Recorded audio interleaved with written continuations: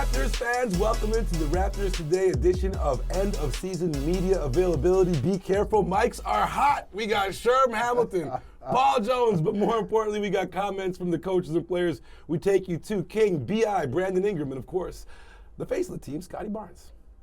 What did you learn about yourself, having all this time to not play and be in the team? What did you learn about yourself in the period? Just how I can have discipline through uncertainty, staying on task, staying with my teammates. I think it was a year where, a year of change where I came to a new team, and it feels like another start for me, where I can have a chance to have an imprint on the organization, where I can lead, and I can show some different things about myself on and off the floor. What's it been like getting to know these guys without being able to play with them? It's been good, just seeing personalities on and off the floor, seeing what motivates my teammates, seeing how good of people they are, seeing the fans, seeing the coaches' personalities. I think it was good to look at it from the bench view, so I can have a chance to know how I want to go into the summer, how I want to communicate with the guys, how I want to communicate with coaches, and how I want to go into next year. Scottie, what are you looking forward to most? I know the season just ended, but we just had Brandon in here, and just wondering what you're excited about for next year. I want to start off by thanking all the fans. They showed their love and support throughout the whole entire season. But through the bad moments, good moments, they were here for us, cheering loud and proud. So I just want to thank the best fans in the world for that. But repeat that question again for me. We just had Brandon in here, and I know the season's just over, but are you already kind of excited for next year and what could be? For sure.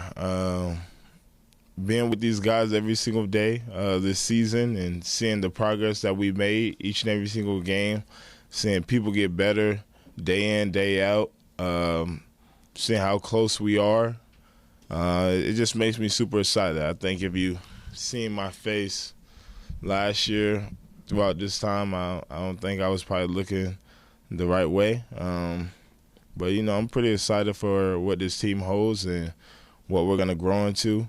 We have a lot of great pieces on this team, and we're going to add another great piece. So I'm super excited for what we got started. It's only the beginning, and, I see this team going a long way next year. Brandon Ingram making me feel old. He's retroing a Pelly Mark Buchanan jacket. That was like the hot jacket when I was a kid, so I feel old. But let's talk about B.I. What's old is new, and what's new is old. All right, I'll stick with it. Speaking of King B.I., Brandon Ingram, that's the nickname I'm running with. I had it since he was in Duke, so I'm sticking with that. He talked a lot about what he can learn or had learned sitting on the sidelines. I know you're a guy, played college basketball, had to sit out a year. What's the biggest thing that he can take away going into next year from that experience? Well, I think number one for him, a guy who has been a scorer in this league, a legitimate scorer in this league. I think sometimes the ability to sit back and watch what's happening gives you appreciation for how everything weaves together. The things that a scorer sees when they're focusing on putting the ball in the basket, sometimes other things aren't seen. And I think for a guy like Brandon Ingram, who's always been a scorer in this league, he's understanding from sitting out with a new system, new players, a different style of play, how everything comes together. And I think sometimes that's important when you're talking about integrating someone with his capability into a situation like this. And what I really like about what he says, and it's further on in his season-ending interview, he talked about the fact that the expectation around this group, on the defensive side of the basketball, he's very aware of, and he plans on being a part of that. And you think about his length, you think about his height, you think about his ranginess and how they want to play defense, and his switchability when you talk about if he's committed on the defensive side of the basketball, what he may be able to do. It becomes very interesting if there's a commitment on that side of the ball. So I really like what he said, but there's a lot spoken about the culture and how he's realized coming into this situation how the culture was so good and it was fertile for everybody to have success. A big shift from New Orleans. Now, Jonesy, I got you on Scottie Barnes, and we didn't see this. He talked about the fans, right? He talked about excitement, but one thing we didn't see was, at one point he's asked about expectations. He looked over at my guy Phil Summers from the PR team to clear his answer, because he was like, listen, we're a playoff team now. Playoffs! Yeah, it was interesting to listen to Scottie, especially around the expectations. Because remember, when he got here as a rookie, he was in the 5 seed after his first year. And then he's had a couple of down years after that. He's had a taste. Yeah. So he knows what it is to be there, and he knows what it's like to be at the bottom and what the expectations are like. And you think about it, this year, in the last 42, 43 games, the Raptors were above 500. Think about that. In a 40 plus game sample size, they were above 500. And we know the focus was on process, not necessarily results. Scottie knows that too. And I think you see the kind of unbridled enthusiasm from him about the potential for next year with a healthy Brandon Ingram. I mean, we're going to hear from RJ later on. I was about to say. And RJ talked about, we have better chemistry on this team, and we're not winning compared to winning teams that I've been on. So Scottie understands that. I think he understands his role as a leader and what the expectations are, and checking with Phil. It's like, can I go ahead and say this? It's I not think he's going to come letting Phil back. know, like, hey, we're laying the gauntlet down now. But as he should. I mean, it's about winning, and he sees it because a lot of it's going to fall on him, Absolutely. too. You know, leadership. He thanked the fans. Yeah. He talked about the Said all the right camaraderie. things. Yeah, he did. And maybe he's not just saying them. Maybe the fact that he was in the situation and in the middle of the situation, he's living them. So he really believes in that. Do remember, full interview clips can be found online on YouTube and Raptors.com. And we've got the coach and front office later in the week. But right now, here's RJ and Quick. With all the injuries that you dealt with this year, I guess how tough was it and how frustrating was it with all the stop and start, being able to or trying to stay in rhythm and build some consistent runway, but maybe not having the time to do it? And I know you're a positive person by nature. What do you take from that experience that has kind of helped you? Take everything from that experience. The resiliency, nothing happens, to you, happens for you. So being able to learn from film, being able to ask questions and help other guys, help the young guys and things like that. So just trying to take everything that happens and turn it into a positive. I think, maybe everybody doesn't look at it as a positive year for me, but I feel like I learned a lot, stuff that I can build on for the next year and come better next year. What did you like most about how your season went?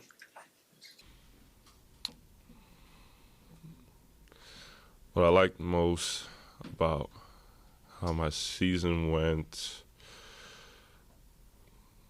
personally, I think I got a lot better on both ends of the floor.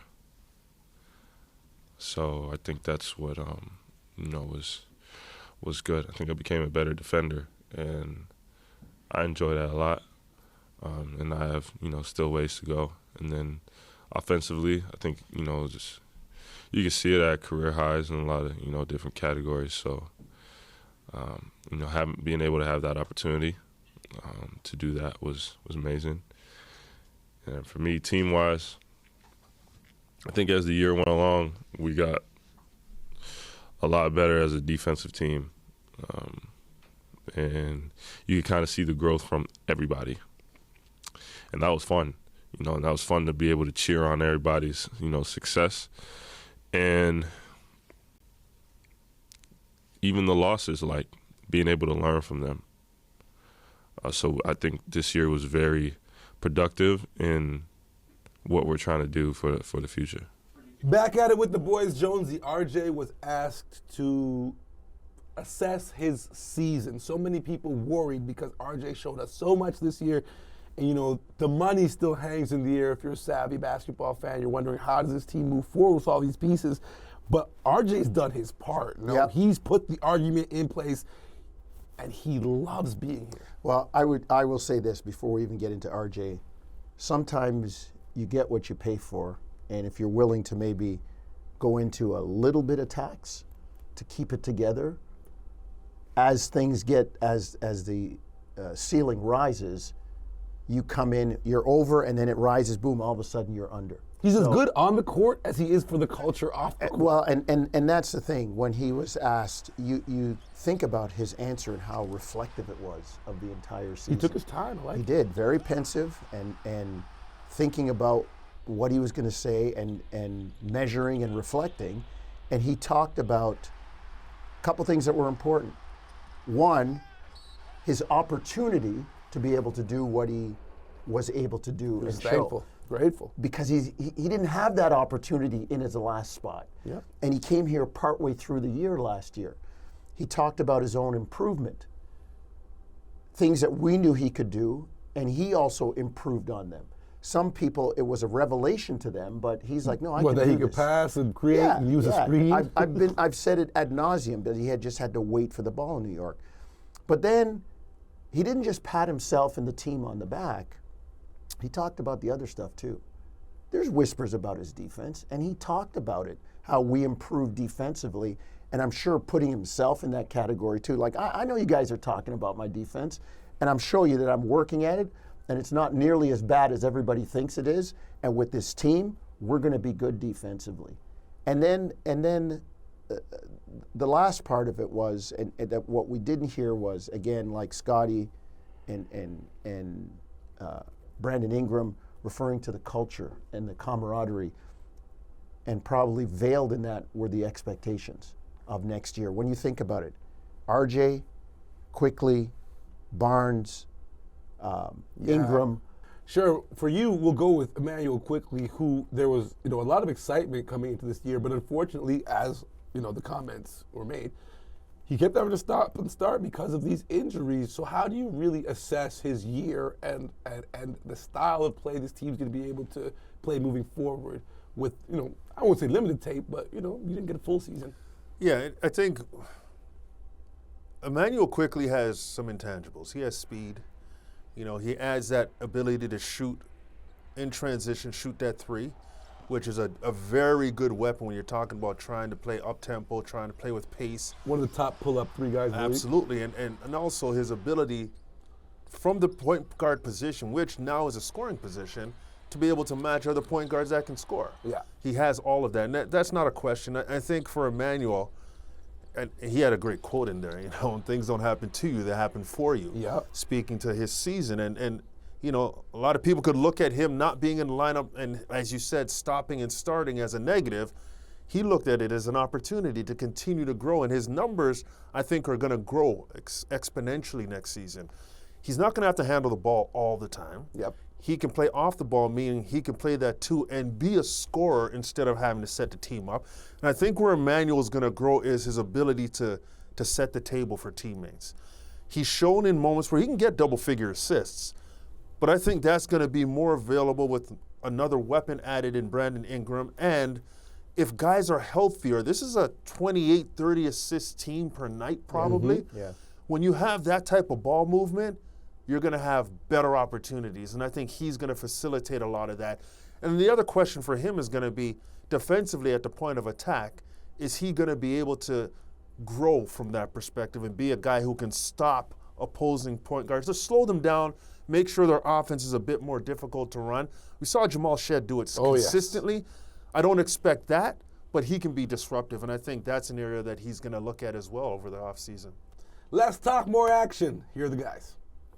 What was it like this year, being the focus of scouting reports, especially at the start of the season when you and RJ were really the two guys carrying a lot of the scoring, as compared to your rookie year where maybe you're not on the scouting report. Yeah, I think it was great for me, in those times because, allowed me to, play that role where, like I said, I have a little more opportunity and, being able to be guarded like that at my age, I think is only going to help me. I remember talking about little stuff like last year where I'm playing in different teams and playing different players, but as a rookie, that's only going to build you and, kind of let you see, the vets and the older guys in the league, and kind of how they got there, and allows you to kind of bounce ideas off them after the game and stuff like that. But I mean, in my case, my mindset's always just to learn and be a sponge, in this early in my career, and I feel like when I'm put in those positions, that's only going to help me learn and really just improve my game. At the start of the year, you mentioned that you wanted to make sure that your vision of the future of the team kind of aligned with the organization's vision. How have you felt that's evolved over the course of the year, and just what are your thoughts on the organization as a whole moving forward? I'm really positive as far as like the outlook goes. Like I think we showed that we have a really good foundation that we can build on here, and I think even like our front office has showed that they want to build on that foundation quickly with like trade like getting BI in. Obviously, like we still have to test this whole ship. Like we haven't had a chance. Like even with the guys that we had, without considering BI, like we didn't have a whole lot of time on the court together with like injuries, and then obviously the end of the season being what it was. So hopefully even over the summertime we'll get some time in together, like where we have everybody on the court together, kind of get that kick started. But I think I'm happy with where we're heading, and it's trending in the right direction. Now it's just about going out there and getting it. As a proud Trinidadian and a natural-born Bacchanalist, I know you guys didn't hear it in our show, but Gradey did shout out Caravana. He'll be there. We are hyped. The city awaits. That in the draft lottery, obviously. But let's talk about Gradey. Sure. Are you on Gradey? Let's talk about Gradey for a quick sec.